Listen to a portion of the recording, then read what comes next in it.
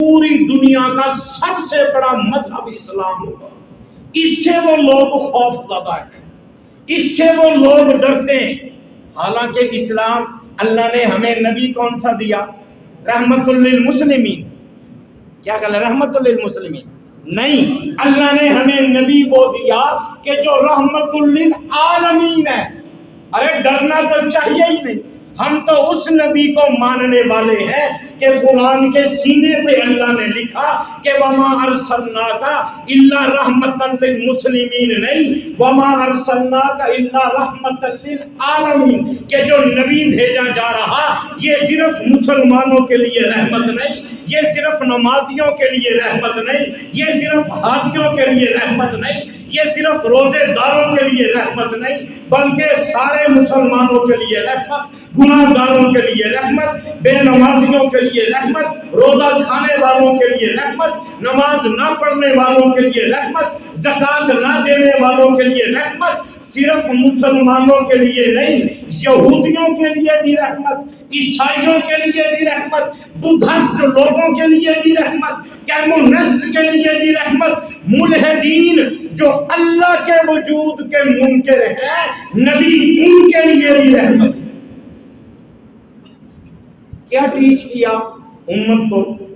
فرمایا جب پہلا مہینہ آئے نا, مہینے کی پہلی رات کا چاند آپ دیکھیں, یکم کا چاند دیکھیں, فرمایا دعا پڑھو اللہم اہلہ علینا بالیمن والایمان. ایک روایت میں الفاظ اور ہے اللہم اہلہ علینا بالامن والایمان. فرمایا چاند نظر آئے تو دعا مانگو, اے اللہ اس چاند کو ہمارے لیے امن کا چاند بنا. کیا مانگا؟ امن مانگا. نبیوں کے نبی جد الانبیاء حضرت ابراہیم علیہ السلام دعا مانگ رہے, بیت اللہ بنایا, بیت اللہ بنانے کے بعد ہاتھ اٹھائے, کیا دعا مانگی؟ وَإِذْ قَالَ إِبْرَاهِيمُ رَبِّ اجْعَلْ هَٰذَا الْبَلَدَ آمِنًا. اے اللہ اس شہر کو امن کا گہوارہ بنا. مکے کے لیے دعا مانگی, اے اللہ اس کو امن کا گہوارہ بنا.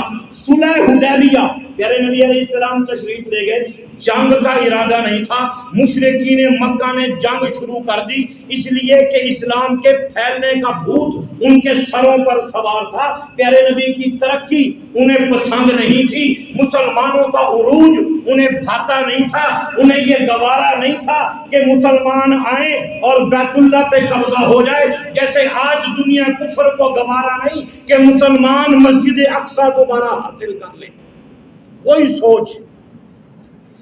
پیارے نبی نے پیغام بھیجا, فرمایا ہم جنگ کے لیے نہیں آئے, ہم صرف عمرہ کرنے کے لیے آئے ہیں, ہمیں عمرے کی اجازت دی جائے. لیکن مشرکین مکہ ایک سال پہلے یعنی سن 5 ہجری میں پیارے نبی صحابہ کو یہ پیشین گوئی سنا چکے تھے کہ آئے صحابہ غزوہ خندق کے موقع پر 5 ہجری میں فرمایا تھا, آئے میرے صحابہ آج کے بعد مشرکین مکہ تم پہ حملہ نہیں کر سکیں گے. یہ پیشن گوئی فرما دی. اب یہ 6 ہجری آ گیا, وہاں جنگی ساز و سامان اسلحہ سب کچھ تیار ہے, کچھ دستے مسلمانوں پہ حملہ کرنے کے لیے روانہ ہو چکے. پیارے نبی علیہ السلام اطمینان سے تشریف فرمائے, فرمایا ہم جنگ کرنے نہیں آئے, ہم صرف عمرہ کرنے آئے ہیں, اس لیے ہمیں عمرہ کرنے دیا جائے. لیکن اگر تم ہمیں روکو گے, اگر تم ہمارا مقابلہ کرو گے اور اس مقابلے کے نتیجے میں اللہ کا کوئی حکم ٹوٹتا نظر آئے گا تو میں محمد مقابلے کے لیے تیار ہو جاؤں گا. فرمایا پھر میرا سر تن سے جدا ہو سکتا ہے, قدم پیچھے نہیں ہٹ سکتے. 5 سفیر آئے. پہلا سفیر بدیل کو بھیجا, مشرکین مکہ نے جاؤ تم جا کے نا مسلمانوں کو ڈرا کے آؤ. کیا کرو؟ مسلمانوں کو ڈرا کے آؤ, ان کو کہو کورونا بڑی تیزی سے آ رہا ہے لہذا مسجدوں میں نماز نہ پڑھو, گھروں میں پڑھو. ڈرا کے آؤ مسلمانوں کو. برطانیہ میں اتنے مر گئے, امریکہ میں اتنے مر گئے, فلاں جگہ کورونا نے اتنے مار دیے, لہذا مسلمانوں تم بھی چھپ جاؤ, مسجدیں چھوڑ دو, اپنے گھروں میں نمازیں پڑھو, تراویح گھروں میں پڑھو, جمعے گھروں میں پڑھو, مسجد میں پڑھو تو 5 فٹ کے فاصلے پہ پڑھو. ڈرا کے آؤ مسلمانوں کو. وہ مسلمان صحابہ تھے, ہم مسلمان یہ ہیں وہ مسلمان صحابہ تھے اور پیارے نبی کی ذات اقدس موجود تھی. پہلا سفیر آیا, اس نے بڑے آسمان اور زمین کے کلابے ملا دیے. محمد بن عبداللہ, سارے ہم تو کہیں صلی اللہ علیہ وسلم, وہ تو نہیں کہتے تھے نا, ان کو تو لڑائی تھی محمد الرسول اللہ اور محمد بن عبداللہ پہ لڑائی تھی. انہوں نے کہا محمد بن عبداللہ تجھے پتہ نہیں ہے مشرکین مکہ جنگ کے لیے تیار ہیں, انہوں نے تلواریں تیز کر لی, نیزے بھالے تیز کر لیے, جنگی مشقیں انہوں نے شروع کر دی, لہذا ہم آپ کو دعوت دینے آئے ہیں کہ آپ آگے کی طرف پیش قدمی نہ کریں ورنہ جنگ آپ کا برا حال کر دے گی. پھر وہ دور بھی آیا نا کہ آج وہی دنیا, آج وہی امریکہ جو 28 سال پہلے بڑے دعوے کرتا ہوا آیا تھا کہ افغانستان ایک ہفتے میں ختم. کتنی دیر میں؟ افغانستان کے ملا, افغانستان کے یہ داڑیاں پگڑی والے, افغانستان کی اونچی شلواروں والے, افغانستان کے سجدوں کے سجے ہوئے نشانوں والے, افغانستان کے قسمہ پرسی کے لوگ, افغانستان کے بھوکے پیاسے لوگ, افغانستان کے تھرڈ علاقوں کے لوگ, افغانستان کے غریب بیچارے لوگ, یہ صرف ایک ہفتے کی مار ہے.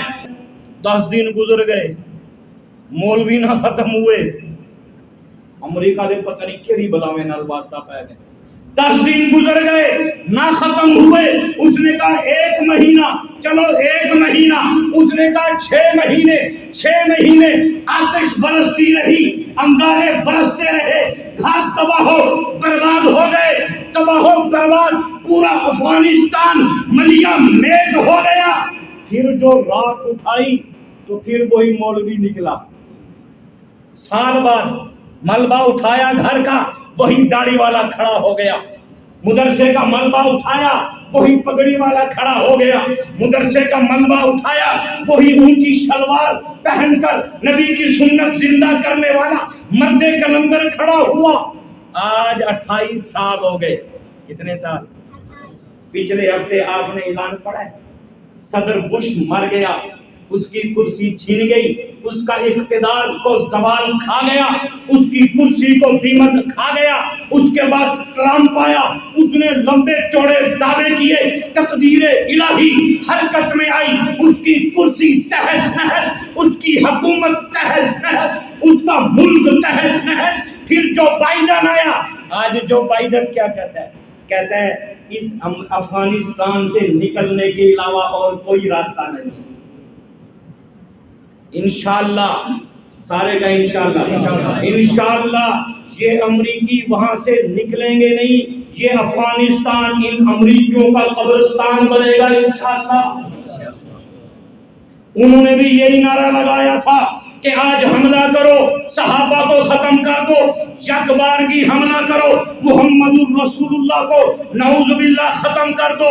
نہ دین رہے, نہ اسلام رہے, نہ مجاہد رہے, نہ پگڑی رہے, نہ داڑھی رہے, نہ نبی کی سنت پہ چلنے والے دیوانے مستانے فرزانے رہے. پیارے نبی نے کہا نہیں, ہم جنگ نہیں چاہتے. ہم جنگ, اللہ نے مجھے جنگ کرنے والا نبی نہیں, اللہ نے مجھے رحمت والا نبی بنا کر بھیجا ہے. جنگ کرنا تو پھر منافقوں کا کام ہے. اللہ قرآن میں کہتے ہیں, اللہ کہتا ہے منافقوں کی نشانی ہے فساد کرنا.